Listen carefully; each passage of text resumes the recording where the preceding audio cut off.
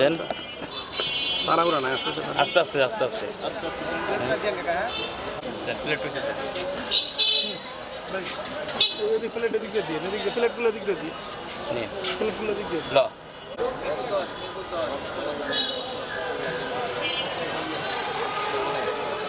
দে একটা প্লেট একসাথে দে দেন বিসমিল্লাহির রহমানির রহিম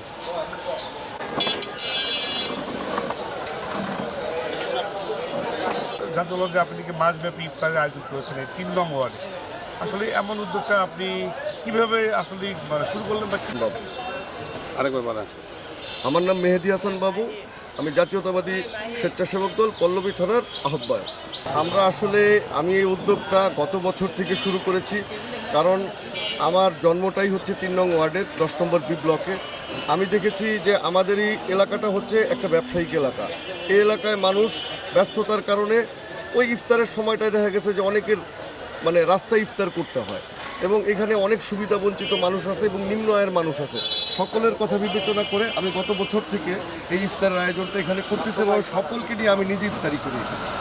আচ্ছা, এখানে কোন শ্রেণীর লোক বেশি আপনি মানে এখানে সব শ্রেণীর লোকই আছে, রিক্সাওয়ালা থেকে শুরু করে পথচারী, সুবিধা বঞ্চিত, গরিব মানুষ, এবং অনেকে দেখা গেছে যে ইফতারের সময় হয়ে গেছে বাসায় যেতে পথে ইফতারি করতে হয়, সেই ধরনেরও মানুষ আছে, অফিসগামী মানুষ, ব্যবসায়ী মানুষ, সব ধরনের মানুষই আমাদের সাথে ইফতারি করে। তবে সুবিধা বঞ্চিত মানুষটা একটু বেশি আসে। মানে আপনার এই যে আয়োজন এটা তো অনেক ব্যয়বহুল একটা আমার ব্যয়বহুল সম্ভবত, এটাকে আপনি একাই করেন নাকি সাথে আরও লোকজন আপনার আছে?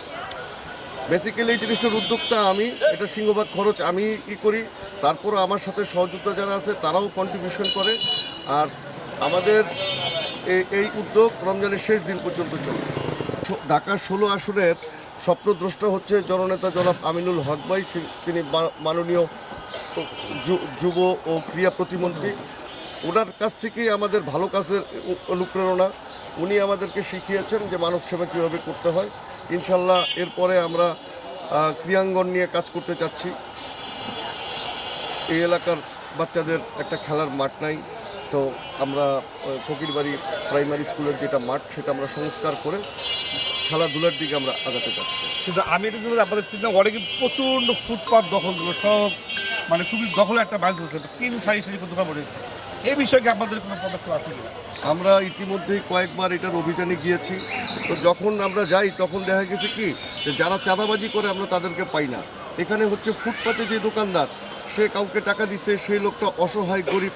এই ঈদ উপলক্ষে আমরা তাদেরকে তেমন কিছু বলতেছি না। ঈদের পরে আমরা এলাকাবাসীর সমন্বয়ে একটা অভিযানে বের হব, রাস্তা দখল মুক্ত করা, ফুটপাত দখল মুক্ত করা, যাতে সাধারণ মানুষের চলাফেরার সুবিধা হয়।